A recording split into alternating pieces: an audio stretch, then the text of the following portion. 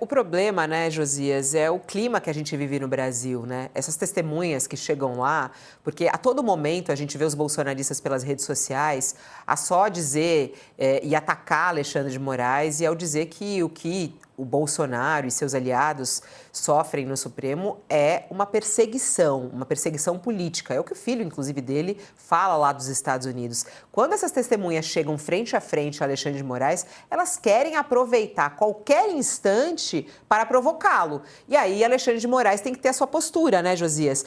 É um clima tenso, sim, que a gente vive no país, e isso é visível na primeira turma do Supremo Tribunal Federal ao ouvir essas testemunhas. Não tem nenhuma dúvida. Há uma perseguição contra o Bolsonaro, né? Ele está sendo perseguido pelos fatos, fatos que ele próprio criou. E se formos listar os perseguidores do Bolsonaro, vamos ter que incluir o Mauro Cid, os ex-comandantes daquilo que ele chamava de minhas Forças Armadas, que o entregaram, disseram que ele, de fato, tentou virar a mesa da democracia. Então, é uma tese que, essa tese de que o Supremo, a Procuradoria estaria perseguindo o Bolsonaro, ela não fica em pé, né? O Bolsonaro está sendo perseguido por si mesmo, porque criou provas contra si mesmo, pelos ex-aliados, que um deles virou delator, os outros estão contando o que testemunharam, né? E o Alexandre de Moraes, a Mônica lembrava o Sérgio Moro na condução da Lava Jato, e ontem nós mencionávamos aqui, ele de fato tinha um comportamento liano, tratava com fidalguia até as testemunhas, mas houve também altercações entre o Sérgio Moro e o Cristiano Zanin, que hoje é presidente da primeira turma e era advogado do Lula.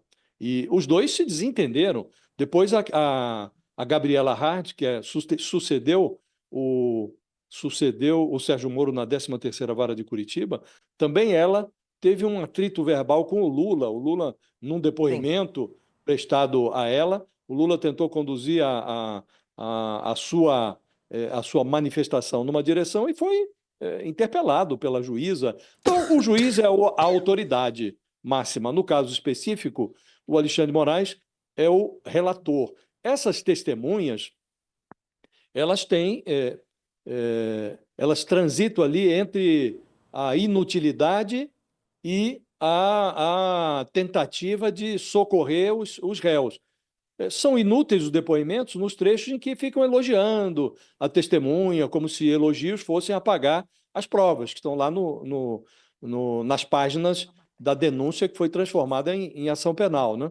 E elas são inservíveis e até provocam a manifestação do Alexandre de Moraes quando tentam fabricar fatos, né? Foi o que aconteceu hoje. Estava lá depondo esse Antônio Ramírez Lorenzo, e ele foi secretário executivo, portanto, número 2 do Ministério da Justiça na gestão do Anderson Torres, e ele vem, olha, eu nunca ouvi falar de golpe, isso aí só vejo no noticiário. E o Alexandre de Moraes não teve, senão, a alternativa de intervir e falou, olha, responda sobre os fatos. Se o senhor acha ou não acha que teve golpe, isso não tem a menor importância para o Supremo. E, de fato, não tem.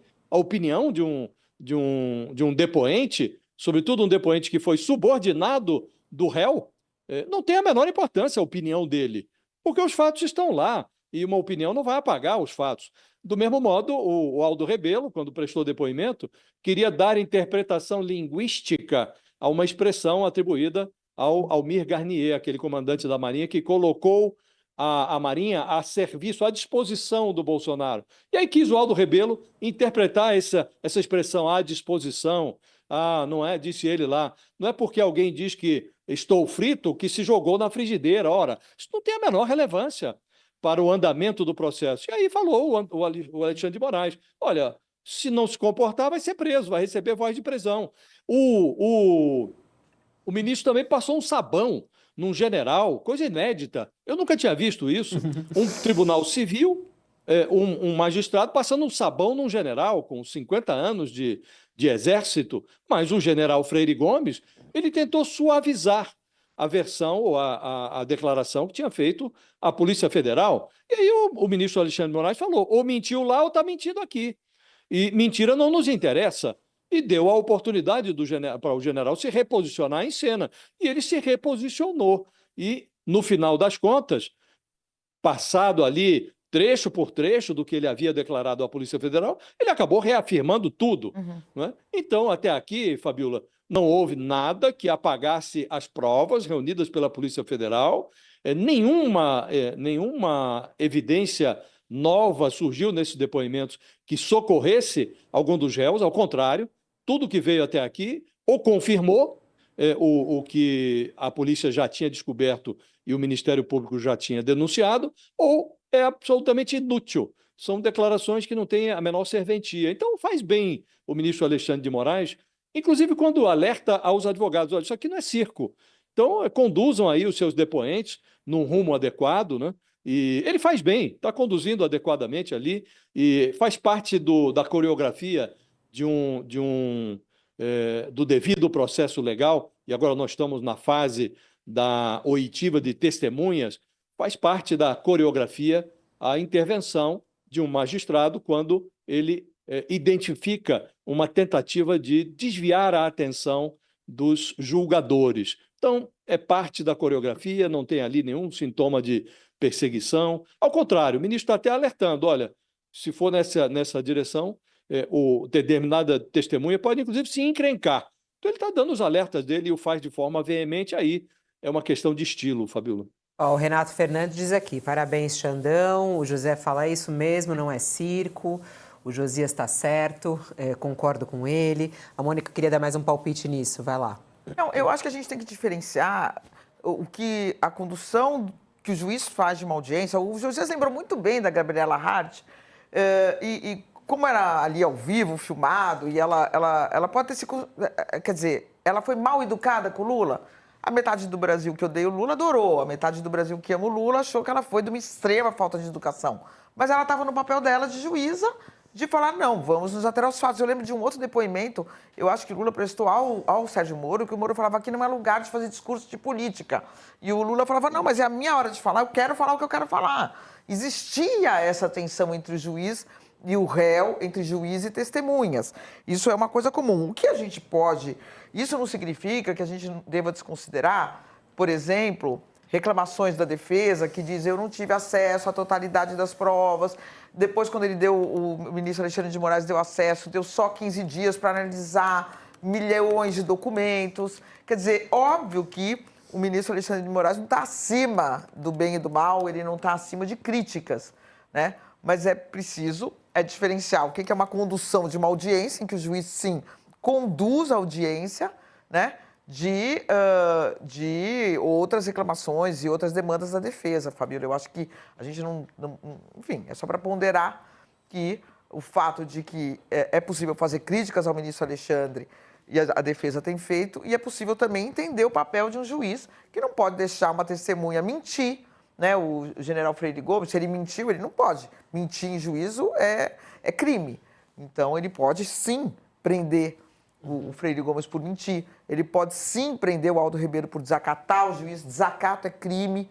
Desacatar um juiz é crime. A gente tem vontade, né? Quando você está numa audiência. Gente, eu tô amando. Olha a cara do Josias. Ô, Josias, a Mônica, é a segunda vez. Eu tô aqui me coçando. Você me conhece, né, Josias? Eu tô aqui me coçando para saber quais são essas audiências que a Mônica já participou. Várias vezes já foi? Mais uma vez, como testemunha. Claro, você também denuncia um monte de crime aí. Você fala assim pro juiz: olha, você fala assim, que o Josias falou com o Alexandre de Moraes.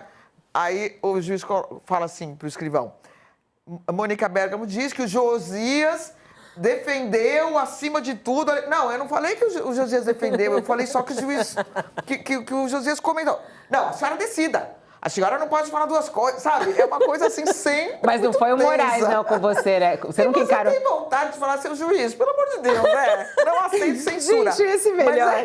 Esse bastidor tá muito bom, né? A gente gostaria de falar isso pro juiz, mas o juiz é a autoridade, é a justiça. E ele tem esse papel.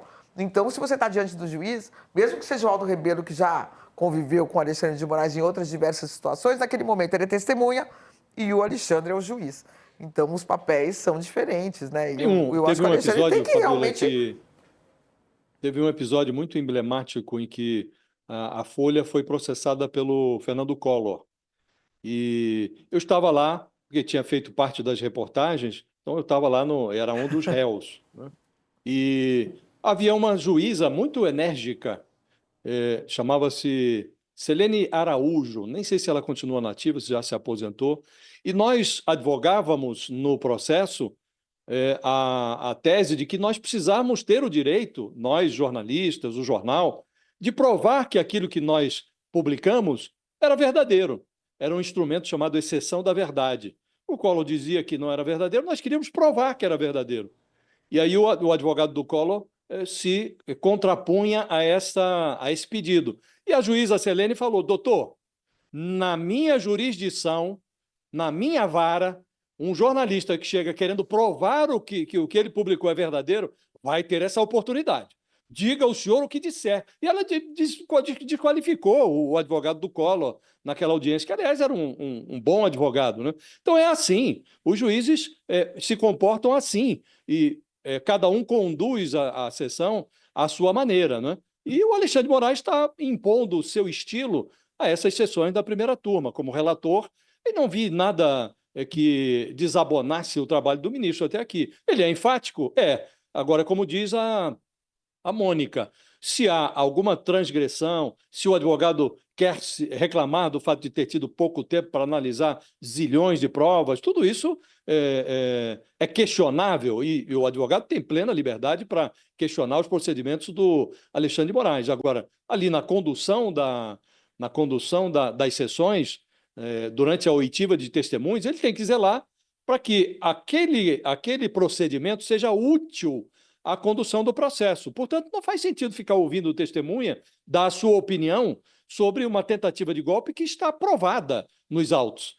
O advogado pode discordar, o réu pode se defender. Agora, não cabe a uma testemunha que é ligada por afinidade e um ex-subordinado do réu dizer: olha, eu não acredito nessa versão do golpe. Isso não tem a menor relevância para a condução do processo, né?